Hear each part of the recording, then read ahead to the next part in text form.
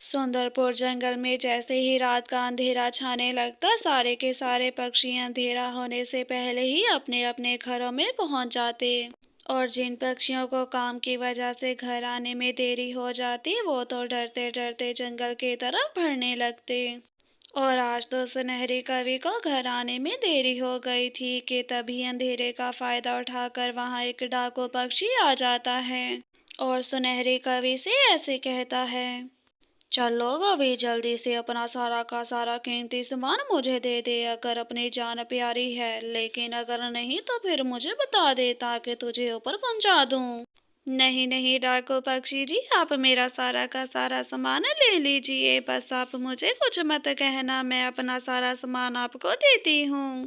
इतना कहते साथ ही सुनहरी तो अपना सामान वहीं पर छोड़कर वहां से अपनी जान बचाकर भाग जाती है। जल्द ही जंगल में अगली सुबह भी हो जाती है और ये वाकया पूरे के पूरे जंगल में फैल जाता है। सब पक्षी एक जगह पर इकट्ठे होते हैं और बंटू कहता है, अरे मानो तुम्हें मालूम है कि आज रात को सुनहरी के साथ क्या हुआ? उन जालिम डाकुओं में सुनहरी का रात को सारा का सारा सामान लूट लिया।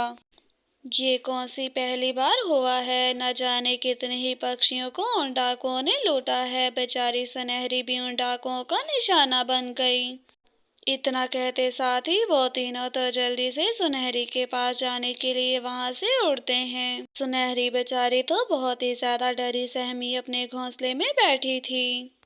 लुट गई पक्षियों, मैं तो बर्बाद हो गई। उन डाकुओं ने मेरी सारी की सारी सैलरी मुझसे लूट ली। अब न जाने मैं क्या करूंगी। शुक्र करो सुनहरी बहन के कम से कम तुम्हारी जान तो बच गई, क्योंकि पिछले महीने ही एक पक्षी ने जब उनको सामान नहीं दिया तो उन्होंने उसे मार डाला।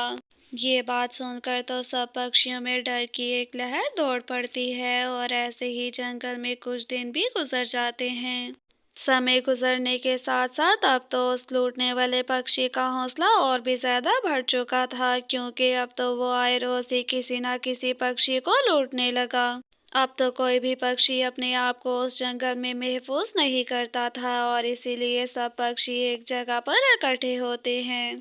और लालू कहता है, पक्षियों पक्षियों, उस जालम ने तो मेरी डायमंड रिंग भी मुझसे चुरा ली जो मैंने अपने फियोंसी के लिए ली थी। अब तो कुछ ना कुछ करना होगा।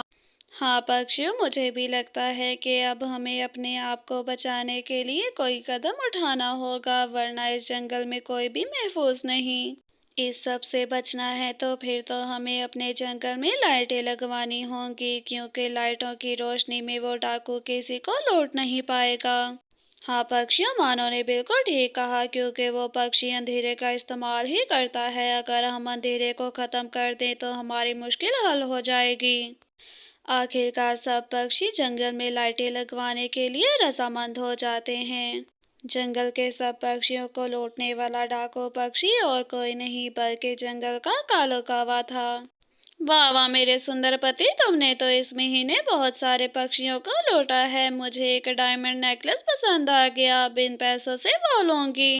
आहिस्ता बोलो गौरी, आहिस्ता बोलो, अगर किसी पक्षी ने गलती से भी सुन लिया तो मैं तो नहीं बचूंगा। और डायमंड नेकलेस आखिर क्यों लेना है? कालू जी, ये सारे पैसे तो आखिर आप मेरे लिए ही लूट लूट कर लेकर आते हो, और आखिर मेरी ख्वाहिशें पूरी नहीं होंगी तो और किसकी होंगी? इतना कहते साथ ही गौरी तो कालू की कोई बात नहीं सुनती और वो सारे के सारे पैसे लेकर वहां से उड़ जाती है। दूसरी तरफ जंगल के सब पक्षी लाइटें लगवाने के लिए पैसे ले आते हैं और बहुत जल्द ही जंगल में हर तरफ ही लाइटों से उजाला हो जाता है। अब तो ऐसा लग रहा है कि जैसे कि जंगल में रात हो ही नहीं, दिन जैसा उजाला हो गया है। अब हमें कोई भी परेशानी की बात नहीं। हाँ मानो, ये तो तुमने बिल्कुल ठीक कहा। अब तो वो पक्षी हमें कभी भी लूट नहीं पाएगा और जंगल के सब पक्षी बिना किसी डर के घूम पाएंगे। रात होते साथ ही हर तरफ उजाला देखकर गौरी और कालो तो हैरान रह जाते हैं। ये क्या कालो जी, ये क्या? जंगल के सब पक्षियों ने तो हर तरफ लाइटें लगाकर उजाला कर दिया, अब हम चोरी कैसे कर पाएंगे? लुट गए गौरी, हम तो लुट गए। अब तो चोरी करने का कोई भी चांस नहीं रहा और जो पैसे थे वो तुमने इस डायमंड के हार पर लगा दिए। इतना कहते साथ ही कालू और गौरी तो अपनी किस्मत पर रोने लगते हैं, लेकिन अब कोई फायदा ना था। जंगल के सभी परिवार एक बहुत ही अच्छा और खुशहाल जीवन गुजार रहे थे, क्योंकि उनके जीवन में किसी भी चीज के लिए कोई भी कमी ना थी। लेकिन उसी जंगल में एक गरीब चिड़िया का परिवार भी रहा करता था, और मानो अपने पति से कहती है, टोना जी, घर का आटा भी खत्म हो गया है। आज आप आते समय काम से आटा लेते हुए आइएगा, ताकि कल की रोटी बन पाए। ठीक है मानो, आप बिल्कुल भी चिंता मत करिए, मैं काम से आ जाते हुए आटा लेकर आऊँगा। अभी आप जो आटा पड़ा है उससे कुछ रोटी बना लें। इतना कहते साथ ही टोना चिड़ा तो जल्दी से काम करने के लिए अपने खेतों की तरफ उड़ जाता है। घर में पड़े आटे की मदद से मानो चिड़िया 2 रोटियां बना लेती है। ये क्या माँ, आज आपने फिर से हमारे लिए ये सूखी रोटियां बना दी। हमारे लिए कभी सब्जी नहीं बनती, मैं आज ये नहीं खाऊंगी। हाँ माँ, गुड़िया बहन बिल्कुल ठीक कह रही है, हमारे पास तो कभी खाने के लिए सब्जी नहीं होती। आज मैं भी ये रूखी सूखी रोटी नहीं खाऊंगा। बच्चों, अभी के लिए ये रूखी रोटी खा लो। मैं वादा करती हूँ कि शाम में तुम सबके लिए सब्जी बनाऊंगी। थोड़े पैसे मेरे पास रखे हुए हैं। सब्जी का नाम सुनकर तो दोनों बच्चे वो रूखी रोटी खाने लगते हैं। मानो चिड़िया तो सोच रही थी कि आज के लिए तो सब्जी बन जाएगी, लेकिन कल वो क्या करेगी। कुछ भी कर कर मुझे बच्चों के लिए आज सब्जी तो बनानी होगी, क्योंकि अगर आज सब्जी ना बनी तो बच्चे तो बिल्कुल भी खाना नहीं खाएंगे। बच्चे बाहर खेलने के लिए गए ही थे कि वहां पर लालू और बंटू ऐसे बात कर रहे थे। अरे यार बंटू, मेरी माँ तो हर रोज ही सब्जी बनाकर मेरे आगे रख देती है, न जाने कब तक मैं ये हरी हरी सब्जियां खाऊंगा। हाँ हाँ दोस्त लालू, ये तो तुमने बिल्कुल ठीक कहा। मेरी माँ भी हर रोज न जाने कौन कौन सी सब्जियां बना लेती हैं, मुझे तो वो बिल्कुल भी अच्छी नहीं लगती। वो दोनों दोस्त तो ऐसा कहते साथ ही वहां से उड़ जाते हैं, और उनके जाने के बाद पिंकू कहता है, देखो दीदी देखो, वो दोनों कैसे सब्जी खा खा कर तंग आ गए हैं, और एक हम दोनों हैं जिनको सब्जी मिलती नहीं। हाँ पिंकू, ये तो तुमने बिल्कुल ठीक कहा, लेकिन आज तो माँ ने हमसे वादा किया है, देखना आज हम दोनों बहन भाई भी टेस्टी टेस्टी सब्जी खाएंगे। सारा दिन काम करने के बाद टोना चिड़ा भी थक हार कर अपने घर लौट जाता है, और वहां जाकर देखता है तो रोटी के साथ आज तो सब्जी बनी हुई थी। अरे वाह मानो जी, आज तो हमारे घर भी सब्जी बनी हुई है। आज तो मैं पेट भर कर खाना खाऊंगा, वरना तो रोटी खाने का मन ही नहीं करता। जी टोना जी, आज तो बच्चे बहुत ही ज्यादा जिद कर रहे थे, इसीलिए उनके जिद करने पर मुझे सब्जी बनानी ही पड़ी। चलिए अब जल्दी से आप ये सब्जी खा लें। टोना चीड़ा भी जल्दी से सब्जी के साथ रोटी लगा लगा कर खाने लगता है। जल्द ही जंगल में अगली सुबह भी हो जाती है, और मानो चिड़िया ने जो सब्जी बनाई थी वो तो रात को ही खत्म हो गई थी, इसीलिए सुबह सबको फिर से सूखी रोटी ही खानी पड़ती है। अरे मानो जी, रात को तो खाने में सब्जी भी बनी थी, फिर आखिर सुबह सुबह आप ये रूखी रोटी लेकर क्यों आई हैं? जाइए जल्दी से सब्जी ले आए। अरे टूना जी, रात को जो सब्जी बनाई थी वो तो बहुत ही ज्यादा कम थी, इसीलिए खत्म हो गई। अभी सब ये रूखी रोटी ही खा लें। मानो चिड़िया की ये बात सुनकर टूना चिड़ा तो जल्दी से वो रूखी रोटी ही उठाकर खाने लगता है, और खाने के बाद जल्दी से अपने काम के लिए उठ जाता है। चलो बच्चों, जल्दी से आओ, अब तुम दोनों भी आकर जल्दी से रोटी खा लो, उसके बाद तुम दोनों को खेलने के लिए बाहर भी तो जाना है। नहीं माँ, मैं ये रोटी नहीं खाऊंगी, क्योंकि मैं अब जब भी रोटी खाऊंगी तो सब्जी के साथ ही खाऊंगी, वरना नहीं खाऊंगी। इतना कहते साथ ही गुड़िया और उसका भाई पिंकू तो जल्दी से अपने घर से उठ जाते हैं। ये सब्जी खा खा कर तो मेरा मन ही भर गया है, आज तो मैं कुछ मजेदार सा बनाकर खाता हूँ, क्यों ना बाहर से बर्गर ही ऑर्डर कर लूँ। ऐसे राजू कौवा वो बासी सब्जी फेंक कर वहां से चला जाता है, और गुड़िया और पिंकू उसके जाने के बाद सब्जी के पास आकर बैठ जाते हैं। और गुड़िया कहती है, वाह इतनी ज्यादा सब्जी, हमने तो सब्जी कितने रोज से नहीं खाई। चलो भाई, जल्दी से हम ये बासी सब्जी ही खा लेते हैं। हाँ गुड़िया बहन, लेकिन ये सब्जी तो मुझे बासी लग रही है। कहीं ये खाने से हमारी तबीयत खराब ना हो जाए, एक बार सोच लो। पिंकू तो गुड़िया से ऐसे कहता है, लेकिन गुड़िया उसकी कोई बात सुने बिना ही सब्जी खाने लगती है, जिसे देखकर पिंकू भी वही सब्जी खा लेता है। और सब्जी खाने के बाद वो दोनों अपने घर चले जाते हैं, जहाँ जाते साथ ही उनकी तबीयत खराब हो जाती है। देखा बच्चों, मैंने तुम दोनों से कहा था ना कि तुम खाना खा लो, लेकिन तुम दोनों तो अपनी माँ की कोई बात सुनते ही नहीं। अपनी माँ को यूं परेशान और रोता हुआ देखकर बच्चे तो अपनी माँ को सारी बात सच सच बता देते हैं कि उनकी तबीयत बासी खाना खाने की वजह से खराब हुई है।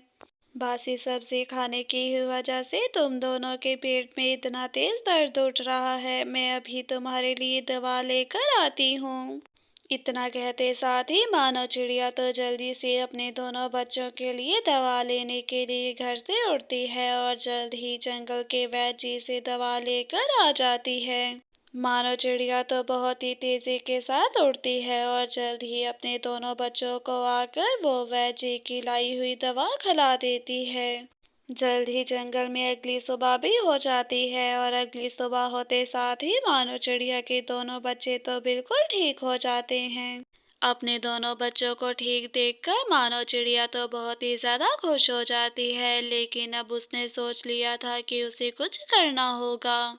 घर के बाहर की जमीन तो ऐसे ही खाली पड़ी है, क्यों ना मैं इस जमीन पर अपने बच्चों के लिए सब्जियां बो दूं, ऐसे तो वो खुश हो जाएंगे। इतना कहते साथ ही मानो चिड़िया तो अपने बच्चों के लिए सब्जियां बोने का काम शुरू कर देती है। जल्द ही मानो सारे बीज भी लगा देती है। ऐसे ही जंगल में कुछ हफ्ते भी गुजर जाते हैं और कुछ ही हफ्ते गुजर जाने के बाद मानो चिड़िया की लगाई हुई सब्जियां उगाती हैं, जिन्हें देखकर उसके बच्चे तो खुशी से उछलने लगते हैं। वाह माँ वाह, इतनी ज्यादा सब्जियां! अब तो हम हर रोज ही अलग अलग सब्जी बनाकर खाया करेंगे। आप तो सबसे बेस्ट हो। हाँ मेरे बच्चों, ये सब्जियां मैंने तुम लोगों के लिए ही तो लगाई हैं। अब कभी फिर दोबारा तुम लोग बासी सब्जी नहीं खाओगे। मानो चिड़िया तो अपने बच्चों से ऐसे कहती है और उसके बाद अपनी लगाई हुई कुछ सब्जियां तोड़ लेती है और किचन में जाकर अपने बच्चों के लिए अच्छी अच्छी टेस्टी सब्जी बनाने लगती है। रात भी हो गई थी और टूना चिड़ा भी काम करने के बाद अपने घर जाता है, लेकिन टूना तो बहुत ही ज्यादा परेशान लग रहा था, जिसे देखकर मानो कहती है, ये क्या टूना जी, आप तो बहुत ही ज़्यादा परेशान लग रहे हैं। अगर कोई परेशानी है तो आप मुझे बताएं, क्या मालूम हम उसका मिलकर कुछ हल कर लें। जी मानो जी, परेशानी की बात तो है। मेरे मालिक ने आज मुझे नौकरी से निकाल दिया, ना जाने अब हमारे घर का गुजारा कैसे चलेगा। टूना जी आप बिल्कुल भी चिंता मत करिए, हमारे घर में बहुत ही ज़्यादा सब्जियां लगी हैं, क्यों ना आप ये ताज़ी सब्जियां ही बेचना शुरू कर दो। हाँ माँ, ये तो आपने बिल्कुल ठीक कहा। हमारे घर की सब्जियां तो बहुत ही ज्यादा ताज़ा और रसीली हैं। देखना ये काम बहुत ज्यादा चलेगा। इतना कहते साथ ही मानो चिड़िया तो टूना चिड़ा के लिए खाने के लिए डोसा लेने के लिए चली जाती है और उसके बाद टूना चिड़ा मजे से वो टेस्टी टेस्टी डोसा खाने लगता है। अगले ही दिन से टूना चिड़ा तो जंगल में सब्जियां बेचने के लिए जाता है। सब्जी ले लो, सब्जी ले लो, ताज़ा ताज़ा सब्जी ले लो। फूल गोभी आलू ले लो, शिमला मिर्च और बंद गोभी भी। टूना चिड़ा की आवाज़ सुनकर कुछ जंगल के पक्षी उसके पास सब्जी लेने के लिए आते हैं और टूना चिड़ा जल्दी से उन पक्षियों को ताज़ा ताज़ा सब्जी दे देता है। टूना चिड़ा की सब्जियां तो बहुत ही ज्यादा ताज़ी थी, इसीलिए वो तो पंखों पंख ही बिक जाती हैं। टूना चिड़ा तो सारी सब्जियां बेचकर जल्दी से अपने घर जाता है। टूना को तो आज बहुत ही अच्छा मुनाफा हुआ था और वो कहता है, ये देखिए मानो जी, आज का मुनाफा तो बहुत ही अच्छा हुआ है। इतनी तो मेरे आधे महीने की पगार नहीं होती। ये आपका आइडिया तो बहुत अच्छा है। अब तो टूना चिड़ा हर रोज ही जंगल के पक्षियों को सब्जी देने लगता है और देखते ही देखते उसका कारोबार बहुत ही अच्छे से चलने लगता है। और ऐसे मानो चिड़िया के घर में ही लगाई हुई सब्जियों की वजह से उनके जीवन की सारी समस्याएं हल हो जाती हैं और वो खुशी के साथ रहने लगते हैं।